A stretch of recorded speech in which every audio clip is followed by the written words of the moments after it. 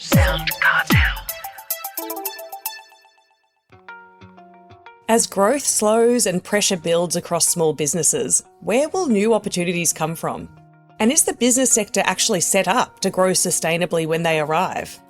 In this week's episode, Avant Group's Kate Whitehead explains what the 2026 federal budget reveals about government priorities and where business funding opportunities are likely to emerge.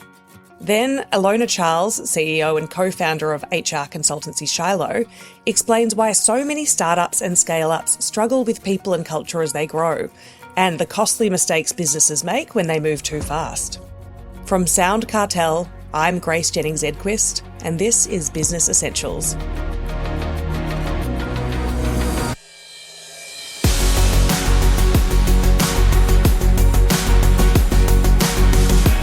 Our first guest is Kate Whitehead, Managing Director of Strategic Grants and Government Funding Advisory at Avant Group. The May federal budget has sparked major debate around tax reform, productivity and business confidence. And what next for government funding and business grants? Kate Whitehead says businesses that understand where government priorities are shifting, whether that's innovation, advanced manufacturing, clean energy or technology, will be far better positioned to access future funding opportunities. So what does this year's federal budget reveal about the future of business grants and government support for SMEs? Kate explains to Nicole Goodman. So it's a bit of a yes and no answer, to be honest. So in some areas we are seeing some improvements, but in other areas we're also seeing a reduction in decline in support for organisations. So under this new budget, we're really seeing a refined and focused approach to where funding is going, and it's very much aligned to industry sectors. So if you fall within a sovereign capability sector, then you're more likely to get funding than, say, a general small business that's investing and trying to seek support. So that's a good thing and it's a bad thing. I'm not against having a really refined focus and approach to where government investment goes, because it's obviously a good way of spending government money. Having said that, we've also seen some decline in funding. So one of the real disappointments in the budget was a reduction in the Industry Growth Program initiative. So that is a long-term scheme. It's had a few different inceptions based on the government of the day, but it used to be called Comet back in the day, and then it was the Entrepreneurs Program. But the IGP in today's format is the only grant realistically that funds what they call the critical valley of death, which takes organisations through the commercialisation cycle and gets them out into growth and scaling. Really good program, and unfortunately we've seen it being chopped. So that's one that I was very disappointed to see. We've seen some amendments to the R&D tax incentive as well. So again, one of the negatives was a cap to the 10-year business limit. So if your business is now 10 years old, you're no longer eligible for refunds. And look, holistically, I get why they're doing it. They're probably looking at it and saying, we've been around for 10 years, you don't need that support. But what that does is it disincentivises future R&D investment by those businesses. There's no other way of identifying of what the impact's going to be. And also it fails organisations that have a longer than 10-year commercialisation cycle. So medical technologies, clinical trials, they take longer than 10 years. So I would not be surprised if we see some backpedalling coming out in the next few weeks around that, particularly around industry sector focus. I've got it on pretty good authority that they might be carving out a biomed, medtech carve out under the R&D.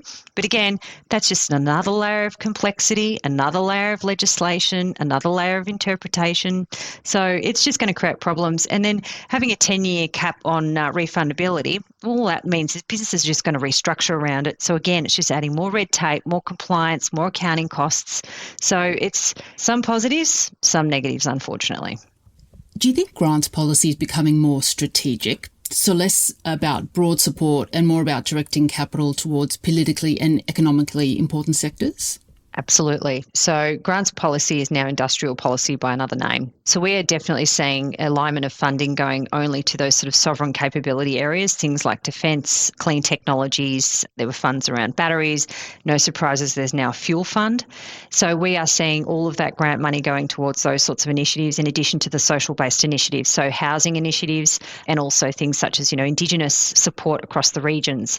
In the old days, we did see some really good broad-based grants available to SMEs, they are gone. Those days are gone from the federal government perspective. We do still see some of them come through from state governments though. So for example, Queensland's got some funds, and also Western Australia has some good funding to help SMEs around innovation and investment. So it's not completely missing out, but unfortunately states like Victoria, there's no funding there, and there won't be for some time for obvious reasons. And Tasmania used to have a few, and unfortunately we haven't seen anything come out of Tassie yet either. It's extremely disappointing, Kate. With that in mind, and with continuous economic contraction and uncertainty ahead, how important are grants and incentives becoming as a source of growth capital for small and medium businesses? I think that they should always form part of a growth strategy for any business. It's one of those things that if you are eligible, you should always be looking to see what might be available to your organisation. However, fitment, the time it takes to actually prepare an application can be lengthy. So you've got to make sure you're not wasting time applying for grants that you won't be getting in the first place.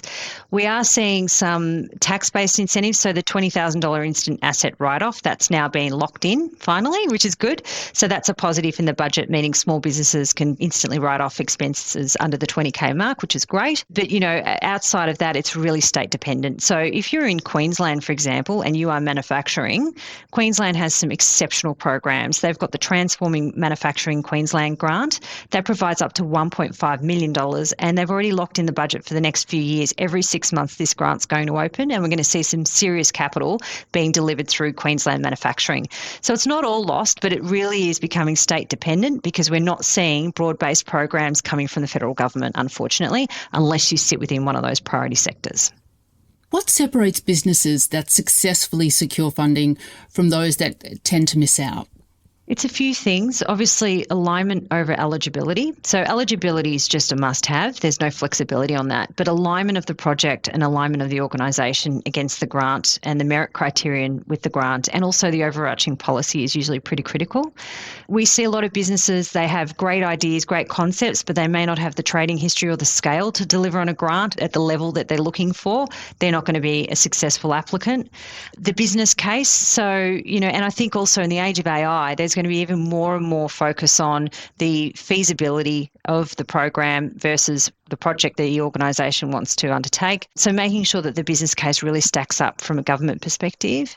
Jobs growth is always important. So being able to demonstrate that, this will create jobs. And again, I think AI is going to really change the shape of what that looks like in future years, especially with businesses that have, strong white collar job roles. And then also just making sure that the budget, the ask, shows a value for money for the government. So, if you are co-contributing, say, $10 million to a $13 million program versus somebody else co-contributing $5 million to an $8 million program, well, you unlocking $10 million of private capital against a grant ask of $3 million is going to be more compelling than the other project. So making sure that there's fitment and also a good value for money, which really sells it to government, that you should be the candidate that gets the funding. And where do you think the smartest businesses are going to be positioning themselves to align more so with future government funding priorities? The biggest opportunity at the moment that we see is definitely in the defence and sovereign capability space. So obviously Australia's got some pretty strong linkages into the AUKUS supply chain. We're procuring the underwater nuclear submarines. So there's a lot of funding that's going to businesses to actually shore up that capability and make sure that we've got the capacity to maintain and service this equipment once it's been procured. So we're seeing significant funding under that. So, the DIDGE, which is the Defence Industry Development Grant, that program's continuing $59.1 million for new strategic policy sector grants aligned to that. So that's a bit of a no-brainer. If you're in defence, it's certainly a good space to be playing. We're also seeing funding in the advanced manufacturing and critical technologies sector. So things aligned to those strategic gaps, and also advanced technologies such as quantum. And there's also some budget commitment for artificial intelligence growth centre initiatives. So those sorts of really not just leading edge, but bleeding edge technologies is where you'll see funding. But for things such as general businesses, retail organisations, fashion brands, those sorts of things, it's fairly limited to really just the Export Market Development Grant. That's a program that's been around for over 50 years now, and it's arguably Australia's most successful grant program in history, and it delivers something like $5.40 for every $1 invested. So it's a really strong multiplier. Again, one of the things that feels like it's fallen short on a few things is the EMDG is great, but it's critically underfunded. So we've only seen $110 million committed under that program under the new budget. When it's adjusted for CPI, it should be sitting at over $300 million in funding. So we're seeing some big broad-based grants going to these priority sectors, but then the general support for exporting companies in Australia, we're seeing that sort of fall flat. So it really is, it's an unusual time at the moment, that's for sure. That was Kate Whitehead, Managing Director of Avant Group. If you're building a business, your reputation is everything, and a podcast can help build trust at scale and turn your expertise into authority. Sound Cartel's new Thought Leader package is designed for business owners who want impact without the overwhelm. So we handle the strategy, production and launch, while you can stay focused on what you do best. You can book your free 20-minute strategy call at soundcartel.com.au.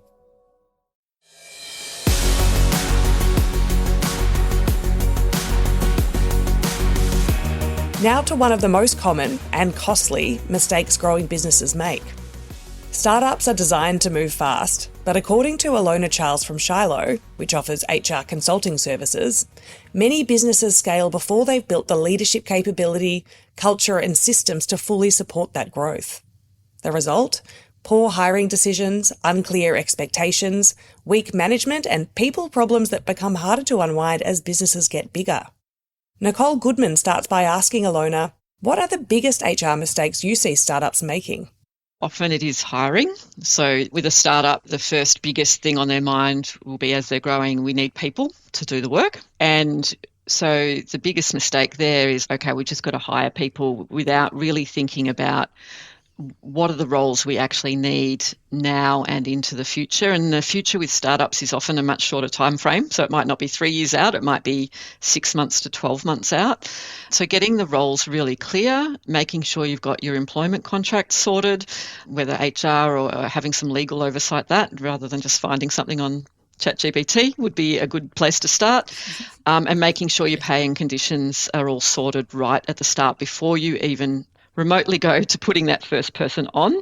I see this so often that people think, okay, we're just going to get the people in, and then the people problems, people are people, right? There's always going to be some issues, and the biggest mistake is thinking they can all just be fixed later, when it's actually better just to take a little bit of time at the start to get some of those foundational elements right before you even bring on that first person in a more formal context. Yeah, I think that's probably the key things that I see mostly. The idea being that businesses should really hire for what they'll become, not what they are now, taking that forward-thinking approach. So what does that look like in practice? Yeah, I think, and this is a little bit more grey, should I say, in terms of how you answer this, because often when you're starting, you're hiring for a technical skill set, for example. So you need software developers or you need salespeople. So you're looking very clearly at the technical skills. But the reality is when you're working in a startup or a fast growth organisation, some of those skills that you need are more people related, so rather than just the technical skills. So you need to be looking to hire people who can cope with complexity, who can cope with the ambiguity and greyness as the company grows, because not everything's going to be clear when they're small and things change so fast. So it's almost the mindset, the attributes of the person that you need to be hiring for, because they'll be able to grow with you. They'll be able to deal with the mess.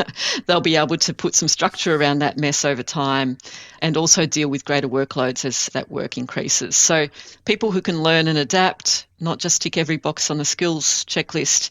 I think also being upfront about where the business is heading, so setting that expectation very clearly through the hiring process and judging by the people's answers how they will cope with that sort of environment, because they are by very nature messy. And I think being okay with hiring a bit ahead of where you are. I think sometimes we worry, okay, if we bring in someone a little bit more capable, perhaps it will cost a little bit more, so it's being okay with that. Or will they get bored? But the reality is, and I know this is an old book now, but it's still very relevant today, the Jim Collins Good to Great. If you hire your A players, they will make it work for you. And that's a paraphrase. That's not exactly his quote. But, just if you hire a bit ahead, it will pay back in spades down the track for you. Yeah, absolutely. One of the other things we talk about a lot is culture being set from the top. Can you talk a bit about how important manager capability is, especially when you get first-time leaders trying to set the tone? Yeah. Oh, look, I think this is one of the biggest challenges, I think, for startups. And we still see this today. So people being put into managerial people leadership roles because they've got great technical skills. So they're absolutely shooting the lights out. They're your best performers.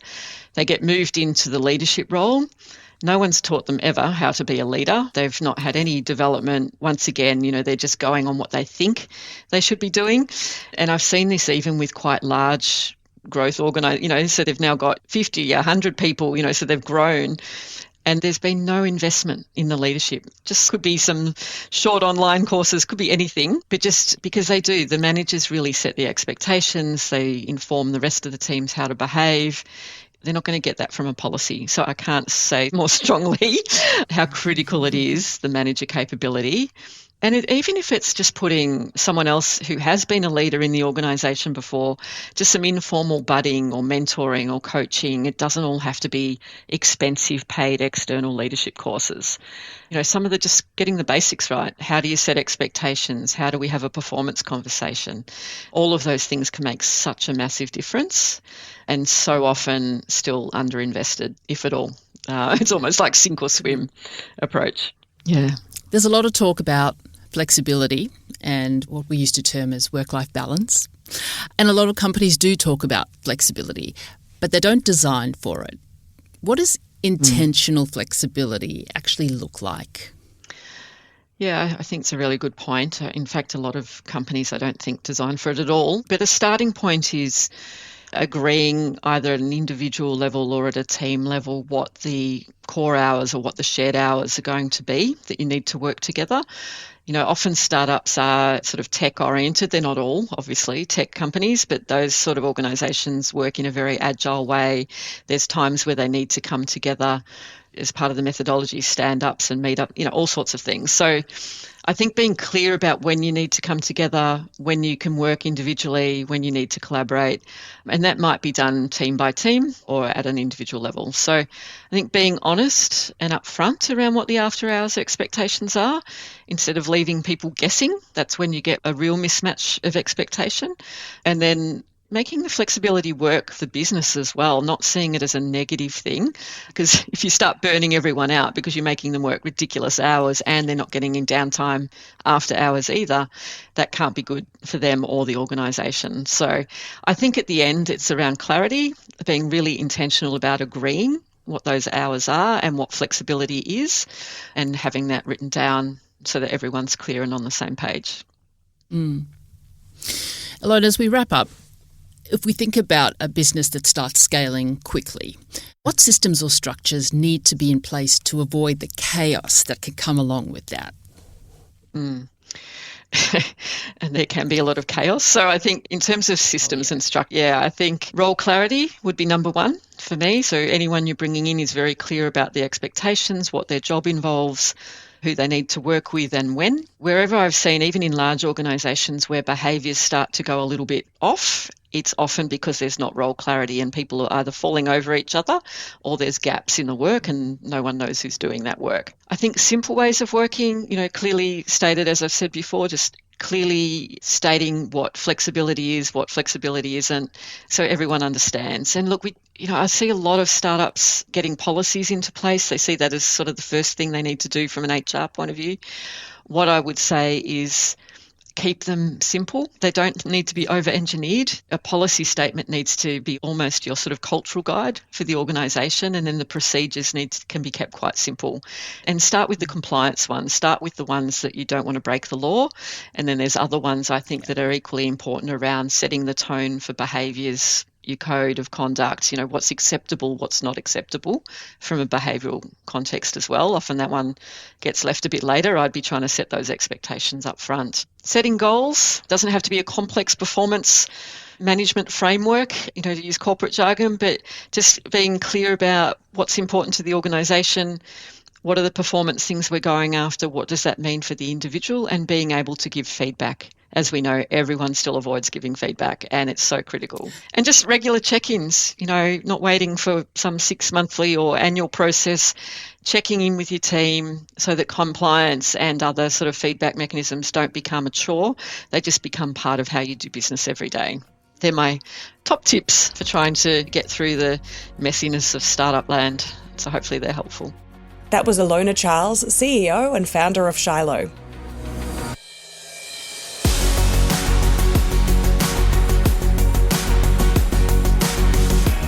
Thanks for joining us for this week's episode.